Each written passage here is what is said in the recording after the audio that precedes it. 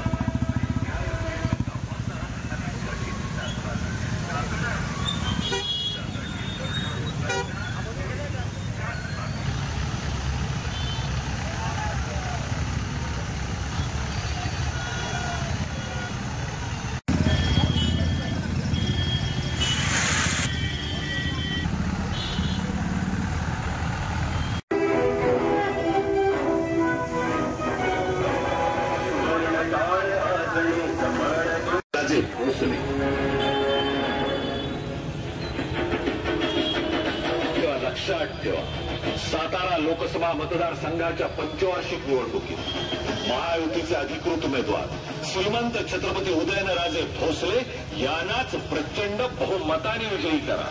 मतदान मंगळवार दिनांक 7 मे 2024. वेळ सकाळी 7 ते सायंकाळी 5:30 पर्यंत. लक्षात ठेवा, श्रीमंत छत्रपती उदयनराजे भोसले.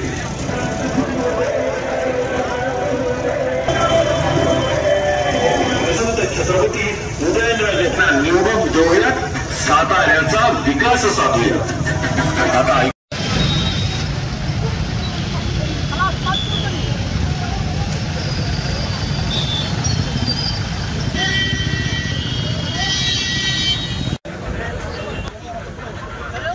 एक मिनिट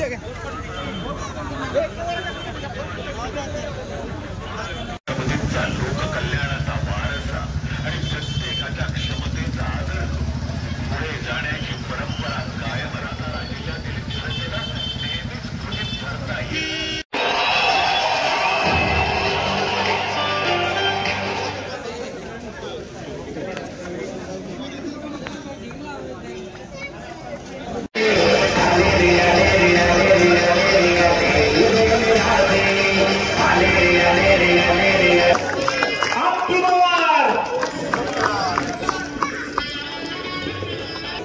जय श्रीराम, जय जय श्रीराम.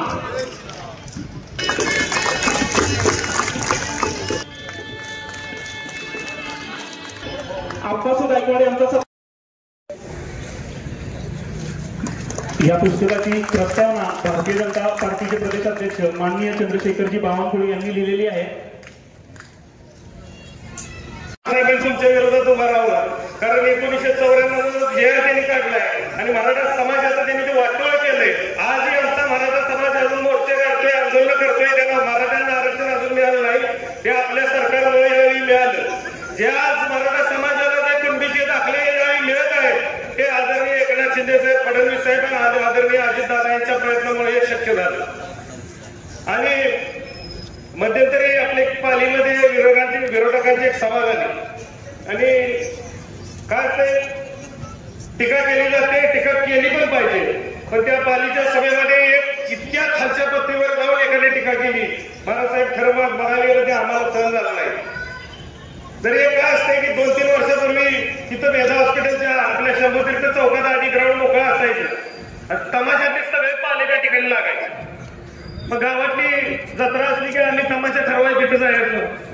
आणि एकदा 2-3 वर्षापूर्वी एक तमाशा ठरवत असताना एक माणूस त्या ठिकाणी आला आणि तमाशाचा एक फडाचा मालक होता. त्याला म्हणू लागला की मला तमाशात काम करायचे, माझी लय इच्छा आहे, मला तुम्ही तमाशात घ्या. तर तो म्हणला आता तो ढोलकी वाजवती तो बुक आहे, ते पियानो वाजवती तो बुक आहे, सगळं जेवण करण्यापासून नाचणाऱ्या ज्या स्त्री असतात सगळ्या बुक आहे. मग तुला काम कुठलं द्यायचं? तो म्हणला काम मला कुठलं पण द्या, पण मला तमाशात यायचं आहे.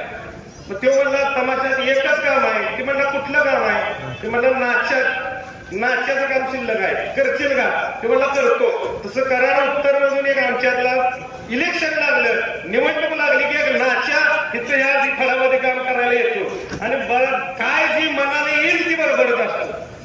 मागच्या वेळी कारखान्याची निवडणूक पण झाली, त्याने टीका केली बाबांच्यावर. आमचे नेते, आमचे दैवत आदरणीय सुरेश बाबांच्यावरती पण टीका केली. पण झालं उलट, 13,000 मताच्या फरकानं आमचा कारखाना आम्ही निवडून आलो. आज तुम्हाला खरं सांगायला गेलं, माझं गाव वडगाव आहे. वडगावात एक लक्ष्मीचं देऊळ आहे आणि कोणाला बसेला तर रेडा होत नसलं तर ते त्या लक्ष्मीला जाऊन आम्ही नवस बोलतो की रेडा झालं तर पहिलं काय असेल ती रेडा सोडेल तुला. तसा लक्ष्मीला एखादा रेडा नवसाला सोडते, तसा उत्तरेत इकडे नवसाला सोडलाय रेडा. तो कायम आमच्यावर टीका करत असतो. फक्त सांगणं एवढंच आहे, तुम्ही आणि तुमच्या नेत्यानं सांगणं एवढंच आहे, कोरोना काळामध्ये सगळा इकडे देश मरत होता, सगळा अख्खा आपला देश इकडे जळत होता. पण आज जर कराड तालुक्याला सातारा जिल्ह्याला असेल, कोल्हापूर जिल्ह्याला असेल, तिकडे रत्नागिरी जिल्हा असेल, सांगली जिल्हा असेल, त्याच सांगली जिल्ह्यामध्ये कराड सगळीकडे ह्या कोरोनाचे पेशंट होते, कोरोनाचे रुग्ण होते. लोकांना वाचवण्याचं काम हे कृष्णा चॅरिटेबल ट्रस्ट आमच्या दैवत सुरेश बाबा यांनी केलं. आमचं चांगलं त्याला एवढंच आहे की तुम्ही एखादी ओपीडी करा. एवढ्या मोठ्या आम्ही 2-2 कारखाने आमचे नेते सांभाळत आहेत. लोकांना, युवकांना तिथं रोजगार मिळतोय, शेतकऱ्यांच्या ऊसाची बिलं चांगल्या पद्धतीने मिळत आहेत. बरं नाही झालं तर तुम्ही एखादा गुराळ करा, एखादी खाडसरी करा. आपली लायकी केवढी, बोलतोय किती, काही समजत नाही. आणि महाराज साहेब, शिंदे साहेब आपल्या विरोधात आहेत. आदरणीय शिंदे साहेब आमदार आहेत, माजी मंत्री आहेत. सन्मानाने मी बोलतो, मला ते आमदार आहेत, माझी एवढी पात्रता नाही. पण आज महाराज साहेब एक सांगावंच, एक अभिमानानं सांगावंच वाटतं. छत्रपती उदयनराजे भोसले म्हणले की आमचा ऊर भरून महाराज येतो. आमचा नेता पण असा आहे, कुठला भ्रष्टाचाराचा डाग त्यांच्यावरती लागलेला नाही. आणि जे समोरच्या विरोधात आहे, घोटाळा कशात करावा, मुतारी आता काय असलेलं काही ईडी बिडी काही येणार नाही. समजा धरून त्यांना उद्या पोलीस स्टेशनला नेलं, उद्या कोर्टाने विचारलं काय केलं तुम्ही, सांगायचं मुतारीत घोटाळा केला. म्हणजे अशी अवस्था आहे आपल्या विरोधी उमेदवाराची. आणि आता मी फिरत असतो त्यावेळी मला एकदम म्हटले की एका विरोधी आमच्या ह्याच्यातले म्हणले की तुम्ही निवडणूक आली की वगैरे काय आलं की तुम्ही मोदी साहेबांच्यावर पिक्चर काढता, सगळं काढता, हे बरोबर दिसत नाही. मग मी त्यांना सांगितलं एवढंच, मग तुम्ही एक काम करा, राहुल गांधींच्यावर पिक्चर काढा, म्हणजे त्याचा फायदा बी आम्हालाच होईल. म्हणून या ठिकाणी आपल्याला फार वेळ कमी आहे. आता चिठ्ठी दिल्या, मला बोलायचं भरपूर होतं, लिस्ट मोठी होती, तरी पण आता या ठिकाणी मी थांबतो. आणि लोकसभेमध्ये येणाऱ्या निवडणुकीत 7 मेला नरेंद्र मोदी साहेबांचे हात बळकट करण्यासाठी या ठिकाणी आपण श्रीमंत छत्रपती उदयनराजे भोसले यांना बहुमताने निवडून देऊया, एवढंच मी तुम्हाला सर्वांना आवाहन करतो. आणि नगरसेवक पदापासून आमदार, मंत्री आणि नंतर खासदार अशा विविध पदांना न्याय देण्याचं काम छत्रपती श्रीमंत उदयन महाराजांनी आपल्या कारकिर्दीमध्ये केले. या मतदारसंघात देखील काम करत असताना सगळ्यांना समान न्याय देण्याच्या बाबतीमधली भूमिका ही छत्रपती श्रीमंत उदयन महाराजांनी मागच्या कालावधीमध्ये घेतली. आणि काम करत असताना त्यांचा एक स्वभाव आहे की खऱ्याला खरं म्हणायचं, आणि एखादी गोष्ट चुकीची असेल तर ती गोष्ट चुकीची म्हणायला महाराज साहेब कधीही पुढं मागं पाहत नाही. आणि त्यामुळे आपण सगळ्यांनी मागं अनुभवलेलं आहे की महाराज साहेबांना आपण निवडून दिल्यानंतर देखील मार्ग योग्य नाही असं ज्या वेळेला महाराज साहेबांना वाटलं, ज्या वेळेला त्या पक्षाची देहधोरणं त्यांना पटली नाही, देशाच्या विकासासाठी काय गरजेचं आहे याचा विचार करून छत्रपती श्रीमंत उदयन महाराजांनी निवडून गेल्यानंतर 3 महिन्यामध्ये आपल्या पदाचा राजीनामा दिला. सत्तेचा पदाचा मोह त्यांनी केला नाही आणि छत्रपती श्रीमंत उदयन महाराज हे आदरणीय मोदीजींच्या पाठीशी उभं राहण्याच्या बाबतीमधली भूमिका घेऊन तुमच्या समोर आलं. आता सातत्यानं केंद्र सरकारच्या माध्यमातून विविध विकास कामं ते ह्या भागासाठी करायचा प्रयत्न करत आहेत. आज या जिल्ह्यामध्ये तब्बल 9,900 कोटी रुपयाची कामं ही छत्रपती उदयन महाराजांच्या माध्यमातून आलेली आपल्याला दिसतात. मग ती नॅशनल हायवेची कामं असतील किंवा स्टेट हायवेची कामं असतील, केंद्र सरकारच्या माध्यमातून पाणी पुरवठा योजनांना मोठ्या प्रमाणावर निधी देण्याचं काम असेल, किंवा राज्य सरकार आणि केंद्र सरकारच्या संयुक्त विद्यमानं जी कामं होणं गरजेचं आहे ती कामं करण्याच्या बाबतीमधलं काम त्यांचं असेल. केंद्रामध्ये त्यांचा उत्तम संपर्क हा देशामधल्या सगळ्या नेत्यांशी, आदरणीय गडकरी साहेबांच्या माध्यमातून देखील ओव्हरब्रिजची जी कामं आहेत ती मोठ्या प्रमाणावर करण्याचा प्रयत्न आदरणीय छत्रपती उदयन महाराजांनी केला. कराड शहरामध्ये 14 लेनिंग रस्ता आता होताना आपण प्रत्यक्ष पाहतोय आणि त्या 14 लेनिंग रस्त्याला सुद्धा अतिरिक्त निधी मंजूर करून देण्याच्या बाबतीमधला प्रयत्न हा छत्रपती श्रीमंत उदयन महाराजांनी केला. उमरतच्या पुलाचे प्रश्न असतील किंवा आपल्या मलकापूरमध्ये जाणाऱ्या फ्लायओव्हरचे प्रश्न असतील ते सगळे छत्रपती श्रीमंत उदयन महाराजांनी सोडवले. वेळ प्रसंगी आपल्या मधले जे शिष्टमंडळ आहे ते गडकरी साहेबांपर्यंत पोहोचवण्याचं काम देखील छत्रपती उदयन महाराजांनी केलं. आणि आज सातारा शहरामध्ये मोठ्या प्रमाणावर ग्रेड सेपरेटरचं काम असेल, शहरातल्या रस्त्यांचं काम असेल, पाणी पुरवठा योजनेचं काम असेल, सगळी कामं ही छत्रपती उदयन महाराजांच्या प्रयत्नामधनं झालेली आपल्याला दिसतात. सातारा शहराच्या पाण्याच्या प्रश्नाच्या बाबतीत देखील त्यांनी खूप मोठं काम मागच्या कालावधीमध्ये राज्य सरकारच्या माध्यमातून केलं. आणि त्यामुळं आपल्याला एक असा नेता निवडून देणं गरजेचं आहे ज्यांचा आदरणीय मोदीजी ऐकतात, ज्यांच्या माध्यमातून केंद्र सरकारचा निधी मोठ्या प्रमाणावर आपल्याला येऊ शकतो, राज्य सरकारचा निधी आपल्याला मोठ्या प्रमाणावर येऊ शकतो. आणि आपल्याला सगळ्यांना एका गोष्टीचा अभिमान वाटला पाहिजे की मागच्या 10 वर्षापासून आपण मोदीजींची सभा घेण्यासाठीचा प्रयत्न करतो. 2014 पासून आपला प्रयत्न चालू आहे की एकदा मोदीजींची सभा व्हावी, पण फक्त आणि फक्त छत्रपती श्रीमंत उदयन महाराजांच्या प्रचाराच्या निमित्तानं कराडकरांना विनंती करण्यासाठी, त्यांचा प्रचार करण्यासाठी आज मोदीजी आपल्याकडे आले आणि त्यांनी विनंती केली की प्रत्येकाने घरोघरी जावा, प्रचार करा, माझा निरोप प्रत्येक घरापर्यंत द्या आणि आपले उमेदवार आदरणीय छत्रपती उदयन महाराजांना मोठ्या मताधिक्यानं निवडून.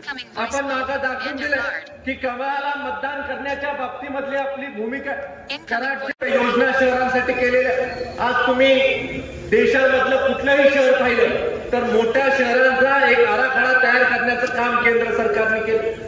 अनेक वर्षापासून मुंबई शहराला मेट्रो देण्याच्या बाबतीमधले स्वप्न अनेक सरकार दाखवत होते, पण आज केंद्र सरकारने मुंबई सारख्या शहराला मेट्रोचं जाळं उभं करून देण्याचं काम केलं. मागच्या कालावधीमध्ये आदरणीय मोदीजींनी घोषणा केली की मुंबईला अहमदाबादला जोडण्याची एक मोठी बुलेट ट्रेन ही देखील आपण जपान गव्हर्नमेंटच्या सहकार्याने करू आणि जपान सरकारच्या सहकार्याने एक बुलेट ट्रेन ही देखील मोदीजींच्या माध्यमातून तयार होताना आपण आपल्या डोळ्यांनी पाहतो. आज पुणे मेट्रो असेल, नागपूर मेट्रो असेल, मुंबई सारख्या शहरामध्ये इथेनॉलवर चालणाऱ्या बसेस असतील, नागपूर सारख्या शहरामध्ये इथेनॉलवर चालणाऱ्या बसेस असतील, अशा प्रकारचे दूरदृष्टिकोन ठेवून एक चांगला या भागाचा विकास करण्यासाठी, शहरांचा विशेषतः विकास करण्यासाठीचा प्रयत्न हा केंद्र सरकारच्या माध्यमातून होताना आपल्याला दिसतो. अटल मिशनच्या माध्यमातून अनेक विविध कामं ही मोठ्या शहरांमध्ये होताना आपल्याला दिसतात. आपल्या कराड शहरामध्ये देखील आपण मागच्या कालावधीमध्ये आदरणीय देवेंद्रजी फडणवीस साहेबांना विनंती केली की या शहरामध्ये स्वर्गीय चव्हाण साहेबांच्या काळामध्ये स्टेडियमची उभारणी झाली होती आणि तेव्हापासून आतापर्यंत स्टेडियमच्या डागडुजीसाठी देखील योग्य तो निधी उपलब्ध झाला नाही. आणि देवेंद्रजींनी कृषी प्रदर्शनाच्या त्यांच्या भाषणामध्ये घोषणा केली. त्यांनी सांगितलं की अतुलराव तुम्ही मागणी केली आणि छत्रपती उदयन महाराजांनी देखील त्या मागणीला पूर्ण ताकद दिली आणि त्यामुळं मी छत्रपती उदयन महाराजांच्या मागणीवरून कराडच्या छत्रपती शिवाजी महाराज स्टेडियमला भरघोष निधी येणाऱ्या काळामध्ये उपलब्ध करून दिला. अशा प्रकारची घोषणा ही देखील उदयन महाराजांच्या मागणीवरनं आदरणीय देवेंद्रजींनी केली. माझी खात्री आहे की आचारसंहिता संपल्यानंतर बजेट सेशनमध्ये निश्चित राज्य सरकारच्या माध्यमातून आपल्या स्टेडियमला न्याय देण्याचं काम देवेंद्रजी फडणवीस साहेबांच्या माध्यमातून झाल्याशिवाय राहणार. या मतदारसंघाला मोठ्या प्रमाणावर विकास निधी भारतीय जनता पार्टीने उपलब्ध करून दिलेला. भारतीय जनता पक्षाने 434 कोटी रुपयाचा निधी महायुतीच्या सरकारच्या माध्यमातून उपलब्ध करून देण्याचं काम मागच्या कालावधीमध्ये केलेलं. आणि आपण सगळे जाणता की आदरणीय मुख्यमंत्री असतील, आपले आदरणीय देवेंद्र दादा उपमुख्यमंत्री असतील, दुसरे उपमुख्यमंत्री अजित दादा असतील, या तिघांनी ठरवलेलं आहे की सातारा जिल्ह्याला जे जे लागेल, मग पर्यटनासाठी लागेल, रोजगाराच्या निर्मितीसाठी लागेल, रस्त्यांसाठी लागेल किंवा इतर नागरी सुविधेसाठी लागेल, ते उपलब्ध करून देण्याच्या बाबतीमधला प्रयत्न आज या महायुतीच्या सरकारच्या माध्यमातून होतो. बरेच वेळेला आपल्याला प्रश्न पडतो की आपण खासदार निवडून देत असताना काय निकष ठेवले पाहिजे. तर मला आपल्याला खऱ्या अर्थानं सांगायचंय की आपण खासदार निवडून देत असताना निकष एवढेच ठेवले पाहिजेत की आपले जे खासदार आहेत ते आपले विचार लोकसभेमध्ये मांडू शकले पाहिजे. आपले जे खासदार आहेत ते लोकसभेमध्ये जाऊन आपले प्रश्न सोडवण्याची क्षमता त्यांच्यामध्ये असली पाहिजे. आपले जे खासदार आहेत त्यांचं केंद्र सरकारच्या नेतृत्वाशी सलोख्याचे संबंध असले पाहिजेत. आपले जे खासदार आहेत त्यांना दूरदृष्टिकोन असला पाहिजे या भागाच्या विकासासाठी, या लोकांच्या विकासासाठी. परवा देखील आदरणीय मोदीजींच्या भाषणाच्या आधी आदरणीय छत्रपती उदयन महाराजांनी काही महत्वपूर्ण मुद्दे मांडले.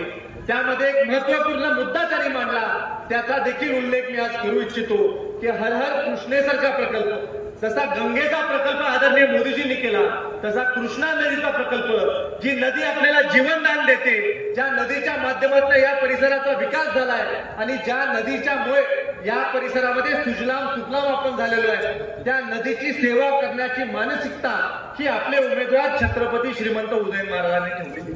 आणि त्यामुळे अशा प्रकारचा खासदार आपल्याला निवडून दिला पाहिजे, जे खासदार या परिसराच्या 25 वर्षाच्या भवितव्यासाठी, येणाऱ्या काळामध्ये आपल्या तरुण पिढीच्या भवितव्यासाठी विचार करू शकतो.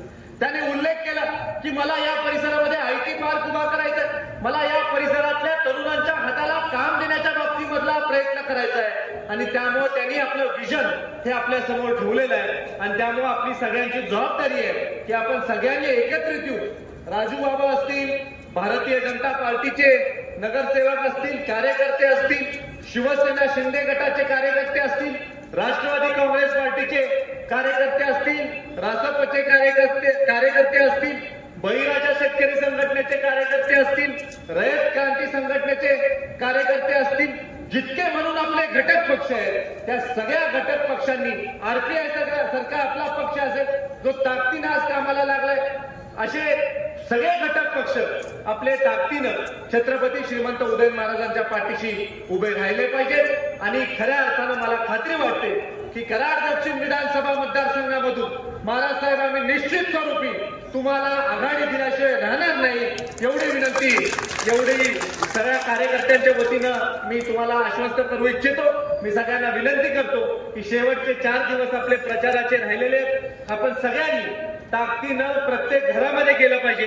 मोदीजींचा जो निरोप आहे तो प्रत्येक घरापर्यंत पोहोचवला पाहिजे आणि भरघोष मताचा टक्का वाढवण्याचं काम केलं पाहिजे. डॉक्टर बाबासाहेब आंबेडकरांनी जी आपल्याला सूचना केलेली आहे की आपण मतदानाच्या प्रक्रियेमध्ये सहभागी झालं पाहिजे, त्यांनी घटना बनवून आपल्याला बलशाली केलेलं आहे. त्या डॉक्टर बाबासाहेब आंबेडकरांच्या घटनेचं वंदन करायचं काम आपण येणाऱ्या 7 मेच्या निवडणुकीच्या निमित्तानं करायचंय. एवढंच आवर्जून या कार्यक्रमाच्या निमित्तानं सांगून थांबतो. जय हिंद, जय महाराष्ट्र. यानंतर फक्त प्राचार्य या सातारा जिल्ह्याची एक आगळीवेगळी ओळख आहे, एक आगळीवेगळी परंपरा आहे, एक चळवळीचा जिल्हा म्हणून या जिल्ह्याचा उल्लेख केला जातो, या जिल्ह्याकडे पाहिलं जातं. या जिल्ह्यात, या भूमीत अनेक चळवळी जन्म घेतला. स्वातंत्र्याची चळवळ असेल, स्त्रियांच्या शिक्षणाची चळवळ असेल, पत्री सरकार असेल, सत्यशोधकांची चळवळ असेल, असंख्य चळवळीचा हा जिल्हा. आणि या जिल्ह्याने संपूर्ण या महाराष्ट्राला नव्हे तर संपूर्ण देशाला दिशा देण्याचं काम केलं. आणि अशा या जिल्ह्याच्या बाबतीत ज्या वेळेस आपण विचार करतो की अनेक वर्षापासून ज्यांना आपण निवडून दिलं, त्या पक्षाला आपण निवडून दिलं, त्या पक्षाने नेमकं केलं काय, त्या ठिकाणी नावं ठेवण्याकरता मी आपल्या समोर उभा नाही, पण निश्चितपणे जी वस्तुस्थिती आहे त्याची मांडणी करणं हे माझं मी कर्तव्य समजतो. जवळपास 50-55 वर्ष तुम्ही आम्ही सगळ्यांनी काँग्रेस आणि मित्रपक्षांना निवडून दिलं, पण मात्र या 55 वर्षाचा कालावधी जर पाहिला तर नेमकं काय घडलं आणि घडण्याचं कारण काय यावर सुद्धा प्रकाश आपल्याला टाकावा लागला. या संपूर्ण 50 वर्षाच्या कालावधीमध्ये जर काय घडलं असेल तर महात्मा गांधींचे जे विचार होते त्याला तिलांजली देण्याचं काम घडलं. पण महात्मा गांधी त्या काळात पंचायत राजची संकल्पना मांडली होती. संकल्पना काय होती की जोपर्यंत सत्तेचं विकेंद्रीकरण होत नाही आणि विकेंद्रीकरण होऊन सर्वसामान्य माणसांच्या हातात सत्ता स्थानं दिले जात नाही तोपर्यंत खऱ्या अर्थाने लोकशाही या देशात नांदणार नाही.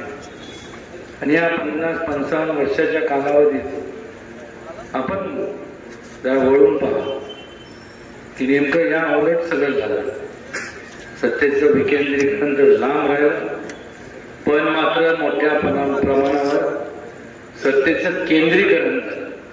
आणि जेव्हा केंद्रीकरण होतं त्यावेळेस संपूर्ण अधिकार एका विशिष्ट लोकांकडे असतात आणि मग लोकांना सोयीप्रमाणे त्यांचा लोकांचा समाजाचा लोकशाहीतले तुमच्यासारख्या राजांचा स्वतःच्या सोयीसाठी सोय करतात, स्वतःच्या स्वार्थाकरता स्वतःच्या संपूर्ण त्यांचा वापर केला जातो, त्यांना वापरलं जातं. हेच नेमकं घडत आलं. 1, 2, 3 असं बघता बघता अनेक वर्ष पार पडले. लोकांमध्ये त्या काळात अनेक घोषणा दिल्या गेल्या, जसं मगाशी दिलीपराव कांबळेंनी सांगितलं, गरिबी हटाओ, देश बचाओ, जय जवान जय किसान, या घोषणाच लावून गेल्या. आणि त्यामुळे लोकांनी ज्या अपेक्षाने ज्या काँग्रेसला त्यांच्या मित्रपक्षांना निवडून दिलं तर त्यांच्या मोठ्या प्रमाणावर असंतोष निर्माण झाला. त्याचं रूपांतर एका चळवळीत झालं. एक चळवळ जी निर्माण झाली ही का झाली, त्याला कोणी खतपाणी घातलं नव्हतं, पण लोकांना त्यांच्या मूलभूत ज्या गरजा होत्या तेवढ्या सुद्धा त्यांना मिळत नव्हत्या किंवा त्यांच्यापासून त्यांना वंचित ठेवण्यात आलं. आणि त्यामुळं मोठा उठाव या देशभरात झाला. आणि संविधाना बाबतीत जे बोलतात की संविधान आम्ही म्हणजे भारतीय जनता पक्ष आणि युती शासन महायुतीचं सरकार हे बदललं. खरं तर संपूर्ण त्या काळात एमर्जन्सी लागू करून त्या काळात काँग्रेसच्या ज्येष्ठ नेत्या पंतप्रधान इंदिरा गांधींनी त्या संपूर्ण कॉन्स्टिट्यूशन म्हणा ती संविधान याचा संपूर्ण खात्मा करून टाकला. जो कोण स्वतः ज्याच्यावर अन्याय होतो तो निश्चितपणे आवाज उठवतो. कारण ज्या वेळेस आपण आपल्या लोकप्रतिनिधींना निवडून देतो तेव्हा त्या लोकप्रतिनिधींकडनं तुमच्या लोकांच्या अपेक्षा असतात आणि नेमकं त्याकडे दुर्लक्ष केलं गेलं एवढे वर्ष. आणि त्यामुळं ज्यांनी होणारा अन्याय त्यांनी त्याच्या विरोधात आवाज उठवल्यानंतर त्यांना जेलमध्ये पाठवण्यात आलं. संपूर्ण दामटून ठेवण्याचं काम केलं. ही वस्तुस्थिती आहे. काय निवडणूक आहे म्हणून मी बोलत नाही. हे सांगण्याचं कारण एवढंच होतं की एका काळी जो संपूर्ण देशावरती राज्य करत होता म्हणजे स्वातंत्र्यानंतर जवळपास 50-55-60 वर्ष ज्या पक्षाने राज्य केलं आज त्या पक्षाची अवस्था म्हणजे दुर्दशा बघा. त्या काळात फक्त 2च भारतीय जनता पक्षाचे खासदार होते, अटल बिहारी वाजपेयीजी आणि लालकृष्ण अडवाणीजी. आणि मग लोकांनी ठरवलं, तुम्ही लोकशाहीतल्या राजाने निर्णय घेतला की आता बस, आपल्याला जर आपलं विकास घडवून आणायचा असेल, आपल्याला डेव्हलपमेंट आपल्याला करायचे असेल, आपल्या कुटुंबातल्या तरुणांना भविष्य काय पाहायचं असेल, तर ही संपूर्ण हे शासन नको, महाविकास आघाडीचं अजिबात शासन नको, आणि निर्णय घेण्यात आला. आणि त्यामुळं परिवर्तन झालं.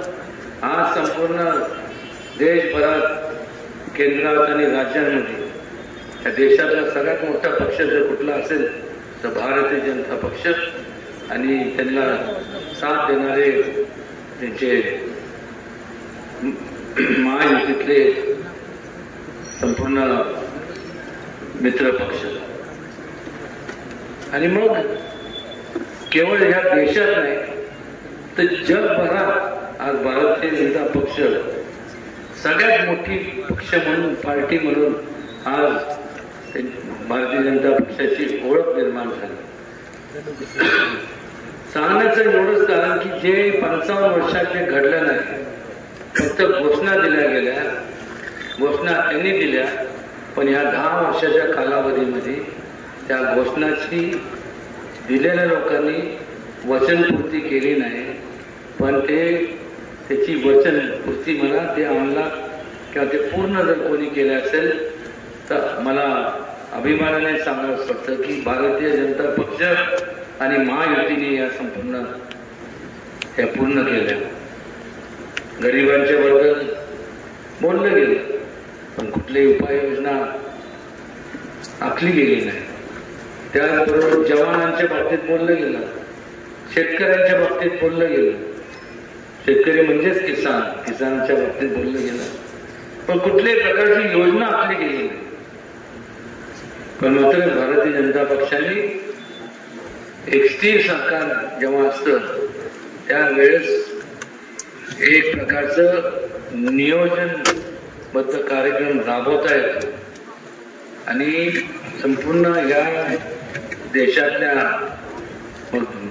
जे दुर्लक्षित, दुर्गम भागात राहणारे आणि जे लोक आहेत, जो वर्ग आहे, महिलांचं सक्षमीकरण असेल, त्याचबरोबर तरुणांचं एम्पॉवरमेंट असेल, मेक इन इंडिया असेल, क्रीडा क्षेत्र असेल, अशा वेगवेगळ्या क्षेत्रामध्ये मोठ्या प्रमाणावरती आपण जर पाहिलं तर मोठ्या योजना राबवल्या गेल्या.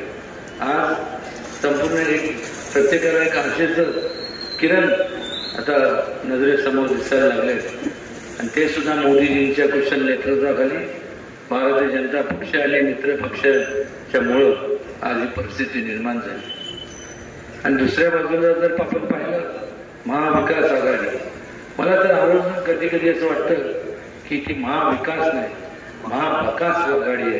कारण ज्या वेळेस कुठलेही काम न करता लोकांसमोर जाण्याचं धाडस एक लोक कसे करतात हे आपण त्यांना तेव्हा तुमच्याकडे त्यांना आवर्जून विचारणं गरजेचं आहे.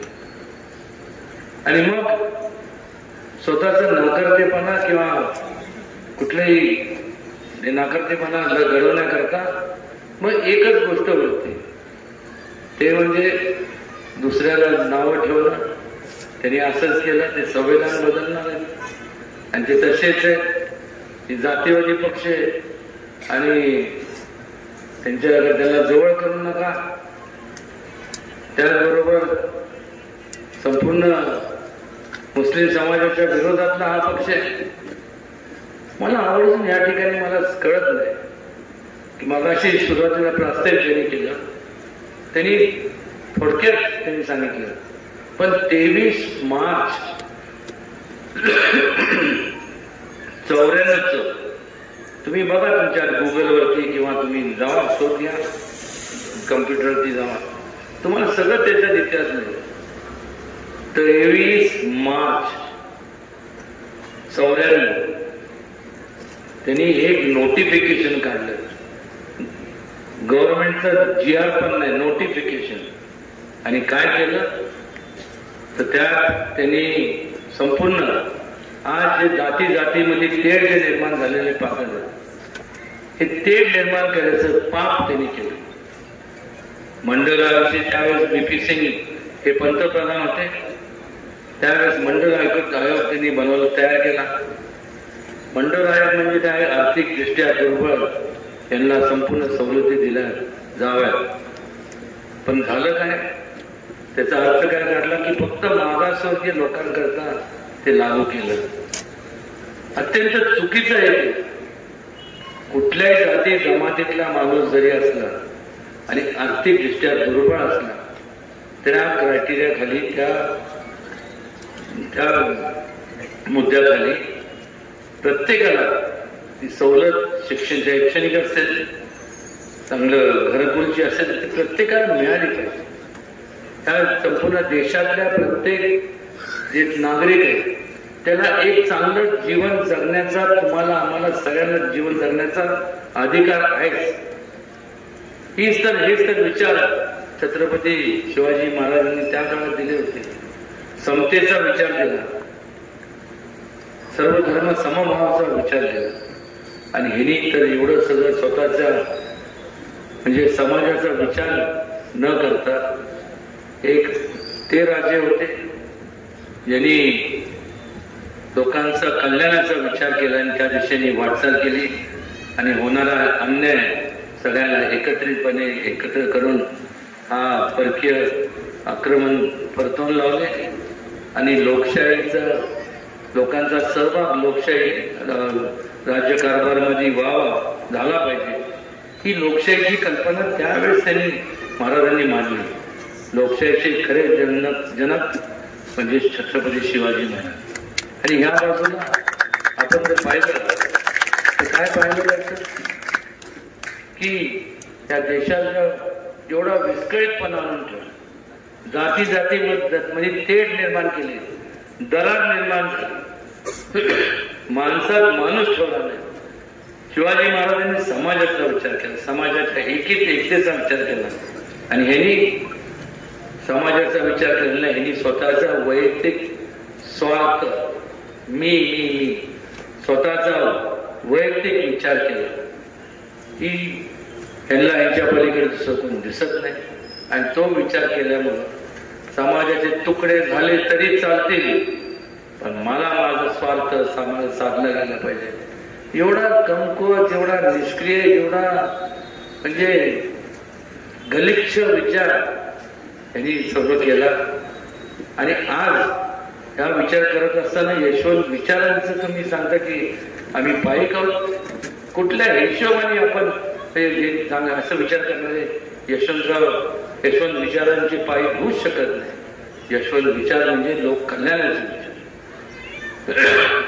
त्यातून ह्या संपूर्ण सातारा लोकसभा मतदारसंघात 16,80,000 एवढे लोक असताना, म्हणजे संपूर्ण 6 मतदारसंघात, मग वाई असेल, सातारा असेल, कोरेगाव असेल, उत्तर कराड, दक्षिण कराड आणि पाटण, या संपूर्ण ह्याच्यात 16,80,000 मतदान आहे.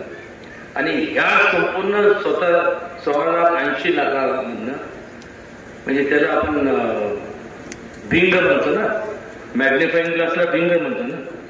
म्हणजे त्यांच्या मनात यशवंत विचार होते, त्यांनी ते मॅग्निफाईंग ग्लास घेतला, प्रत्येक तालुक्यात गेले, बारकाईने बघितलं, इकडं गेले, तिकडे गेले, ही जिल्हा परिषद, पंचायत समिती, सगळ्या गण गटात गेले, नगरपालिकेच्या याच्यात गेले. आणि मग त्यांना असा एक व्यक्ती मिळाला की त्याला उमेदवारी दिली. आणि ज्याला उमेदवारी दिली त्यांनी आज ज्याला दिली त्याचे आज संपूर्ण शिष्टाचार तर लांब राहिला, संपूर्ण भ्रष्टाचाराचा संपूर्ण सगळं इतिहास असणाऱ्या व्यक्तीला दिला. म्हणजे ह्या 16,80,000 लोकांमधनं एकही चारित्र्य संपन्न माणूस किंवा उमेदवार त्यांना मिळाला नाही का? म्हणजे असंच म्हणावं लागेल की त्यांच्या अवतीभोवती सगळे घोटाळेखोर आहे, असंच त्याचा अर्थ होतो. कारण की शोधत असताना तर त्यांना असा उमेदवार मिळाला. फार बोलण्यापेक्षा मला एकच आपल्याला सांगायचं वाटतं की मागच्या जन्मी माझ्याकडनं थोडंसं किंचित जास्त पुण्याचं काम घडलं असावं, म्हणून एवढ्या मोठ्या घराण्यात जन्माला माझा योग आला. हे योगायोगाच्या गोष्टी आहेत. माझ्या ठिकाणी तुम्ही असता, कोणी पण असू शकता, आणि मग तुम्ही असता तर नीट ऐका मी काय म्हणतोय ते. तुम्ही असता तर मी सुद्धा तुमच्याकडनं जे कोण असते, मी सुद्धा त्या व्यक्तीकडनं आपण सगळ्यांनी अपेक्षा त्याच केल्या असतात ज्या तुम्ही माझ्याकडनं करताय, की ह्या घराण्याचा मी वारसा सांगतो, त्याचा वसा पुढं घेऊन जात असताना छत्रपती शिवाजी महाराजांचे विचार याचं पालन करणं मी माझं कर्तव्य समजतो. आणि लोकांकडून गेले 30-32-35 वर्ष सर्वसामान्य माणसांना, लोकांना कुठल्याही जाती धर्म मी इथं मानत नाही. मनुष्य हीच जात आहे असं मी मानतो. आणि त्यामुळं की ते मानून कधी या याच्यात मी राजकारणात जरी असलो तरी राजकारण कधी केलं नाही.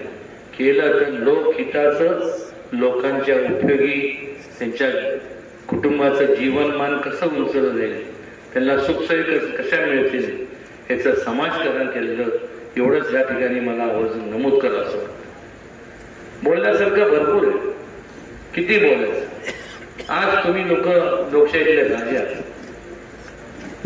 निवडणुका आल्या की बघा, तुम्ही कधी पण नोटीस करा, कधी पण तुम्ही बारकाईने निरीक्षण करा. फार येणार चकाचक कपडे बिपडे असं तसं भांग बिंग पाडून सगळे, आणि मग पेंबीच्या देठापासून बोलणार. तळागाळच्या लोकांबद्दल जी तळमळ आहे ती आम्ही समोरच्या बोलताना आपल्याला वाटलं पाहिजे, अरे वा, ते उदयनराजे बिंदराजे कोण नाही, हाच खरा उमेदवार. तळागाळातल्या लोकांबद्दल आम्ही हे करू, ते करू, ते करू, ते करू, ते करू, हे बोलत असताना त्यांच्या मनात एकच असतं की यांचे मत आपण मिळवू, करू नये, तुमचे मत मिळवू. आणि मग एकदा निवडणूकचा निकाल लागला, मग त्या पदावरती किंवा निवडून आल्यानंतर त्याच तळमळीच्या लोकांबद्दल, तळागाळातल्या लोकांबद्दल तळमळीने जे लोक बोलत होते त्याच लोकांकडे पाठ फिरवली गेली. त्याच लोकांना जास्तीत जास्त गाळात घालण्याचं काम हे आजवर झालेलं आहे. ही वस्तुस्थिती. त्यामुळेच एवढा मोठा देशात उठाव झाला, त्यामुळेच तर एमर्जन्सी लागू केली. 55 वर्षाच्या कालावधीमध्ये त्यांनी जे केले नाही, आता अजून किती वर्ष देणार. आता समोर या ठिकाणी बरेचसे वयस्कर लोक बसले. आज वयस्कर आहे, पण त्याचे 35-40 वर्षापूर्वी ही लोक सुद्धा त्यांच्या आई तारुण्यात होते. मग संधी मिळाली नाही, काय कुठले दालन ते नव्हते विकासाचे. आज असे अनेक 1, 2 नाही 3, 4 पिढ्या आज नैराश्य येतं, जेव्हा इच्छा असते की आपण हे करावं ते करावं, पण स्कोप न मिळाल्यामुळं नैराश्य येतं. पण अधिकार दिला कोणी यांना की आज व्यक्ती केंद्रित तुम्ही झाला, आणि तुमच्यामुळे अनेक तरुणांचं, त्या काळातल्या तरुणांचं जे संपूर्ण तुम्ही खच्चीकरण झालं, त्याला तुम्हीच हे लोक जबाबदार आहेत. आज निर्णय तुम्हाला घ्यायचा आहे. तुम्हाला ते तुम्ही सोचले, तुम्हाला म्हणजे कोणाला वाटत नाही. तुम्हाला असं वाटतंय की जे तुम्हाला तुमच्या नशिबी आलं ते तुमच्या कुटुंबातले जे लहान लहान तरुण आहेत, जे कधी ना कधी मोठे होतील, या देशाचं जे भविष्य काय त्यांच्या नशिबी हे असं व्हावं असं वाटतं तुम्हाला? विचारतोय तुम्हाला. मग एवढं जोरात नाही मला एखादं सगळ्यांना वाटतं की नशिबी या जोरात आवाज मला वाटलं झोपले नाही. चेष्टेचा भाग सोडून द्या. समुद्राच्या लाटा या कोणासाठी थांबत नाही, त्याचप्रमाणे घड्याळाचा काटा हा कोणासाठी थांबत नाही. एका वेळ गेली ती गेली आणि त्यानंतर तुमच्या आमच्या नशिबी काय होतं? पश्चाताप करण्यापलीकडे काही होत नाही. मला सोडून द्या, मला सोडून द्या. चला, पण तुम्ही तुमच्या जे तरुण जे पिढी आहे तुमच्या त्यांचा विचार करणार नाही तुम्ही? आज या संपूर्ण भारतीय जनता पक्ष आणि त्यांच्या महायुतीच्या माध्यमातून इन्फ्रास्ट्रक्चर याच्यात जेवढं स्कोप आहे, इतर मोठमोठ्या पदावरती आज तुमचे तरुण मुलं मुली त्या पदावर जाऊ शकतात, एक मोठं इंडस्ट्री चालू करू शकतात. का त्यांनी स्वप्न बघायचे नाही? का फक्त उदयनराजेंनीच मागता घेतलं गाडीतल्या फिरायचं? प्रत्येकाला वाटतं की आपल्या पण असं राहावं, तसं पाहिजे, आणि का नको? आणि त्यामुळं एक प्रकारचं दिशा देण्याचं काम जे मोदीजींच्या कुशल मार्गदर्शनाखाली या देशामध्ये जे चाललंय, वाटचाल चाललंय, त्यांना पाठबळ देण्याचं काम आपण सगळ्यांनी केलं पाहिजे. जेवढं तुमचं मत बटन दाबून तुम्ही मला देणार आहात ते जेवढं महत्वाचं आहे, त्याच्यापेक्षा जास्त महत्वाचं माझ्याकरता तुमचं वैयक्तिक महत्वाचं आहे, पण त्याच्यापेक्षा जास्त तुमचं वैचारिक मत महत्वाचं आहे, तुमचे विचार महत्वाचे आहेत. केवळ उदयनराजेंना निवडून दिला म्हणजे तुमची जबाबदारी संपली असं समजू नका. मी एकटा काय करणार? तुमच्यासारखाच एक माणूस आहे. 2 हात, 2 पाय, 2 डोळे, 1 नाक, असं काय वेगळं. पण जेव्हा आपण एक टीम म्हणून काम करतो, तुमच्या सूचना महत्वाच्या आहेत माझ्याकरता.